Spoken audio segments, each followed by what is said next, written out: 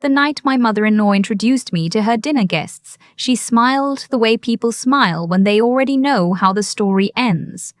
"This is my daughter-in-law," she said, and then she paused just long enough for everyone to look at me.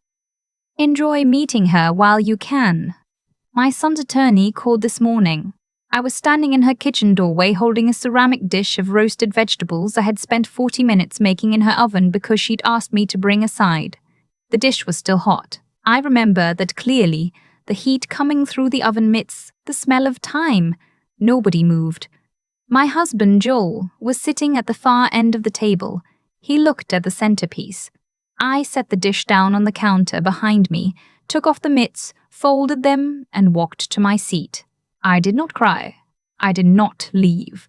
I pulled out my chair, sat down, and said, "It smells wonderful in here, Patricia. Sorry, what was your name again?" to the woman on my left, because I genuinely could not remember and I needed to say something that was not what I actually wanted to say. That was 8 months ago. I want to tell you what happened before that night and what happened after. Because the thing about a moment like that is that it never actually starts there. Joel and I got married 4 years ago in a small ceremony in the Catskills. 30 people. His mother stood in the front row in a dress the color of old bone and spent the reception asking my maid of honor whether the venue had any gluten-free options, even though there was a dedicated table of gluten-free options clearly labeled with a standing sign.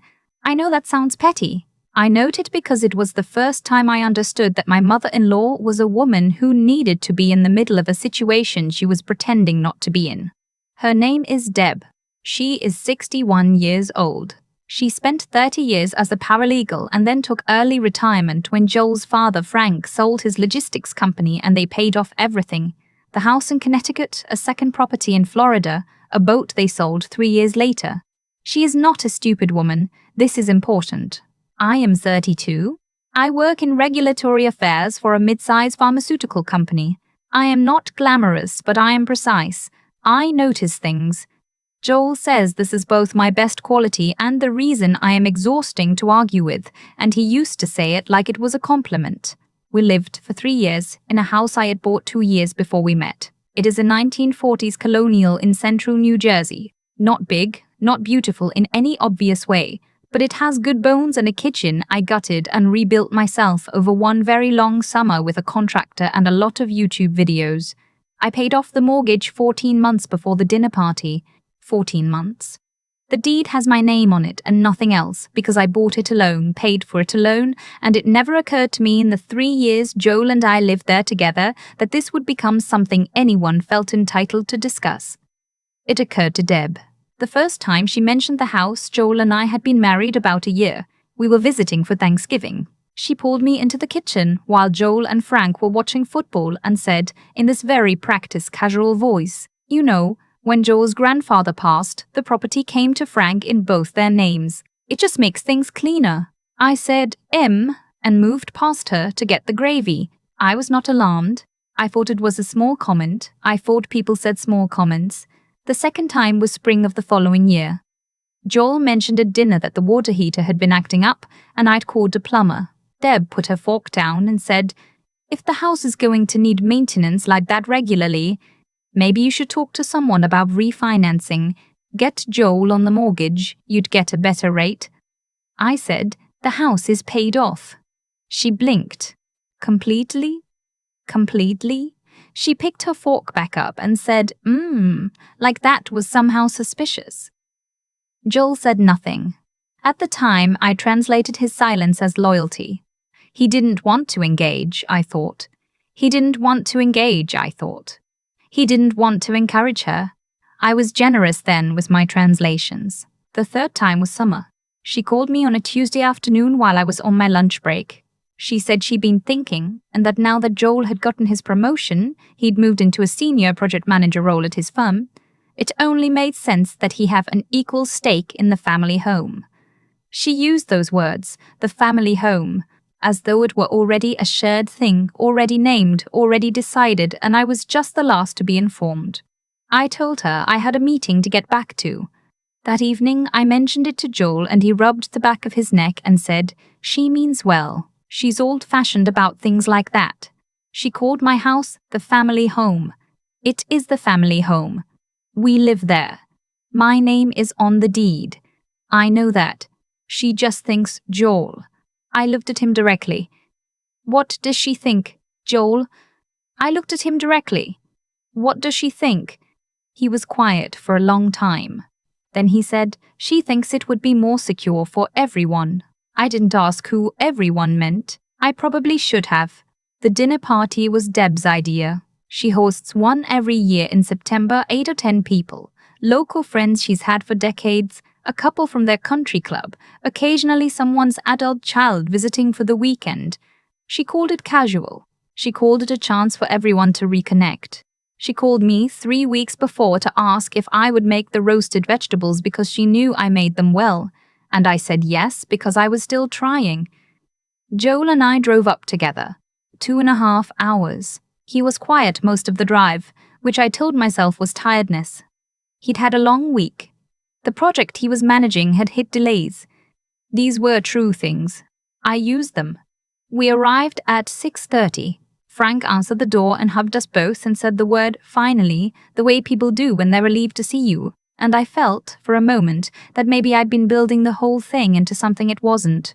Then I went to put my jacket in the hall closet, and I heard Deb's voice from the dining room. The door was mostly closed. I wasn't trying to listen. But she was not speaking quietly. She's very capable, she was saying in the tone people use when capable is not actually a compliment. But Joel deserves stability. He deserves something that's actually his. A woman's voice, one I didn't recognize, and she won't discuss it. A pause. But that's what attorneys are for. I stood in the hallway with my hand on the closet door for what felt like a very long time. Then I put my jacket away, smoothed my shirt, and went to the kitchen to finish the vegetables. I had known for approximately 6 weeks by that point what was happening. I had found the email 3 weeks before that, but I'd spent 2 weeks convincing myself I'd misread it before I accepted what it said.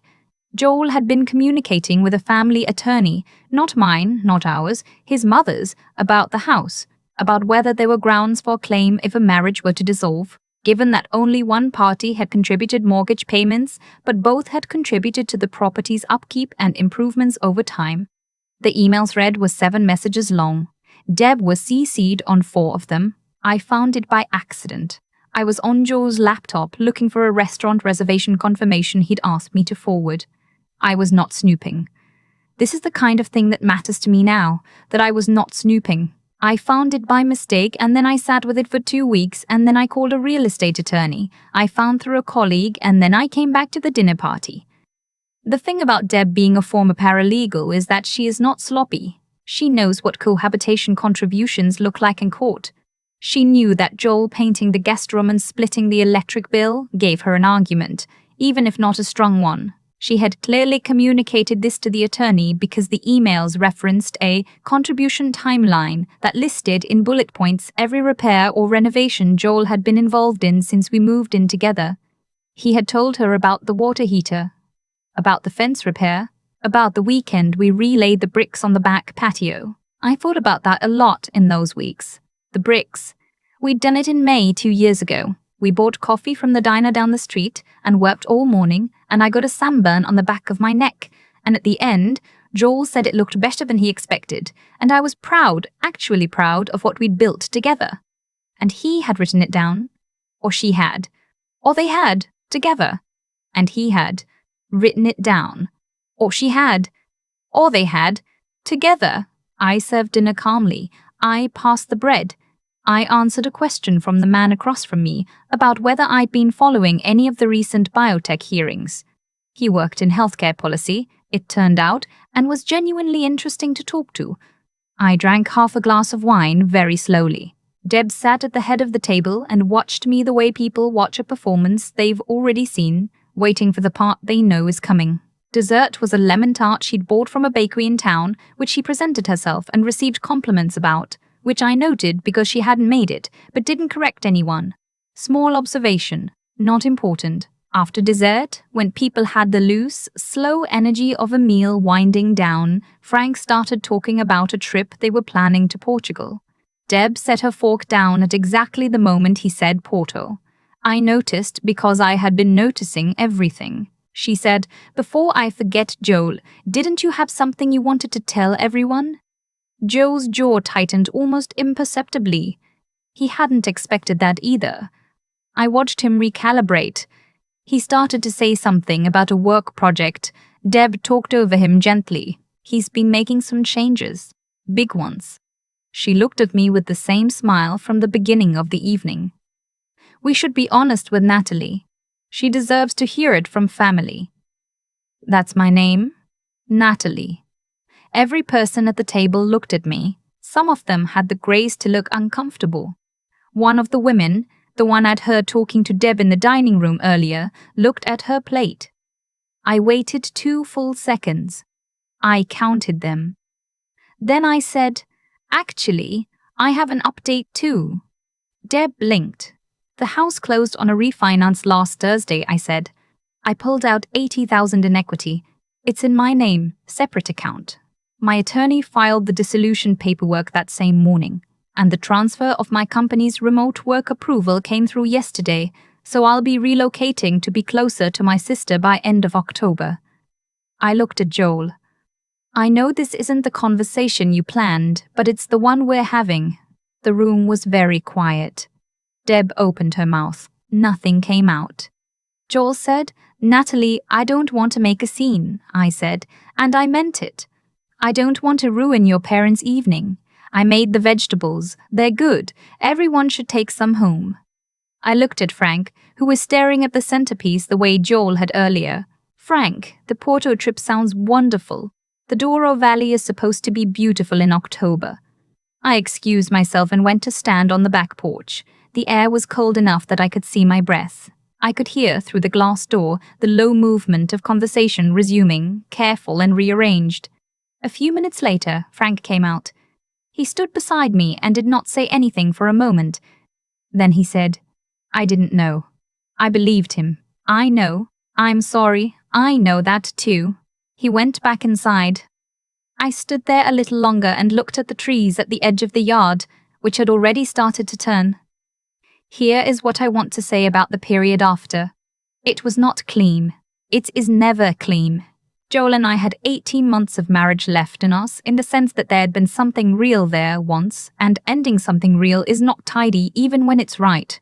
He called me 3 weeks later and said he hadn't fully understood what his mother was doing until that night. I don't know how much of that I believe. I think the truth is probably somewhere in the middle, in the specific cowardice of someone who lets a thing happen by not stopping it, which is its own kind of choice. Deb did not contact me. I did not expect her to. The house, my house, I kept. The equity I pulled covered my relocation costs and gave me a cushion for the months that followed, which were not easy in ways that had nothing to do with money. There were mornings I sat with coffee at my new kitchen table in a city I was still learning, and felt the specific weight of a life that had been taken apart and put back in a different shape. That weight is real. I am not going to pretend it wasn't, but I also remember standing in that hallway with my hand on the closet door, hearing her say that's what attorneys are for, and making a quiet decision. Not to leave. I'd already decided to leave. Not to fight. The legal picture was actually quite clear once I talked to my attorney, who was very good, and I'm happy to recommend her to anyone who needs it. The decision I made was smaller than that. It was simply, I am going to finish making the vegetables. I am going to sit at this table. I am going to be exactly as composed as I am capable of being, and I am going to wait. There's something they don't tell you about being underestimated by someone who's known you for 4 years. They stop watching for it. They start to believe you really are the thing they've decided you are. Too agreeable, too distracted by the nice thing someone said about your roasted vegetables, too unaware of what's happening in the room. Deb was a paralegal for 30 years. She knows how these situations work. She knew what she was doing. She just didn't account for the fact that I know how to read an email thread, and that I had 3 weeks, and that the attorney I called had handled 47 similar cases and told me, in our first 30-minute consultation, exactly what my position was. My position, as it turned out, was fine. I think about that dinner sometimes, the way you replay a room you've left, the lemon tart, the healthcare policy man. The way Frank said finally at the door like he was genuinely glad to see us. I think about the bricks on the patio, which I will eventually need to relay because one corner has started to sink. I think about the cardinal that comes to the feeder outside my new kitchen window, red against the November trees. My sister lives 12 minutes away now. We have dinner on Thursdays. The house is mine. It always was. I've thought a lot about what actually went wrong in my marriage, and the honest answer is that it didn't go wrong all at once. It went wrong in the silences. Every time Joel said nothing when he should have said something. Every time I translated his quiet as loyalty instead of what it actually was. We tell ourselves the story we can live with, and for a long time the story I told myself was that he was conflict avoidant, that he loved me but struggled with his mother, that the situation was difficult for him too. Some of that was probably true. But here's what's also true. He handed her a list of every repair we'd ever made to my house. He gave her the ammunition. That doesn't happen by accident. What I keep coming back to is the sequence of choices. Hers, his, and mine. Deb didn't wake up one morning and decide to be cruel. She built towards something over years, one small comment at a time, each one easy enough to dismiss on its own. That's how it works. Not a single dramatic villain moment, but a slow, patient accumulation of pressure until the person on the other end starts to doubt their own perception. I doubted mine. I spent 2 weeks after finding that email thread trying to reread the words in a way that meant something different. That's what sustained pressure does to even a precise person. It makes you question the plain meaning of what's in front of you. But here's the thing about being a precise person. Eventually, you stop rereading and you start moving. I called the attorney on a Tuesday. I had a clear picture of my legal position by Thursday. Once I had information, real information, not speculation, I stopped being afraid. That's the part nobody talks about enough. The fear isn't of the situation. The fear is of not knowing. Knowledge is not just power in some abstract motivational poster sense. It is literally the thing that ends the paralysis. I also want to say something about composure, because I think people misread it. Sitting at that dinner table, passing bread, talking to the man about biotech policy. That wasn't performance. It wasn't me being cold or detached. It was me deciding that I was not going to let Deb set the terms of the room. She had spent years trying to define who I was in relation to her son, in relation to that house, in relation to her family. That evening I made one decision. I was going to define it myself, in my own time, in my own words. There's a version of that night where I leave when I hear her in the hallway. There's a version where I cry in the car on the way home. There's a version where I confront Joel that night, and it spirals, and months later we're still unresolved. I've thought about all those versions. None of them end with me in a city I chose, 12 minutes from my sister, with a paid-off house and an equity cushion and a cardinal outside the kitchen window. What I know now is that the quality of your choices in the hard moments matters more than whether the hard moment happens at all. Deb chose to see me as a problem to be managed. Joel chose not to stop her. I chose to get informed, stay calm and wait for the right moment. Those choices compounded. That's all it was. That's everything it was.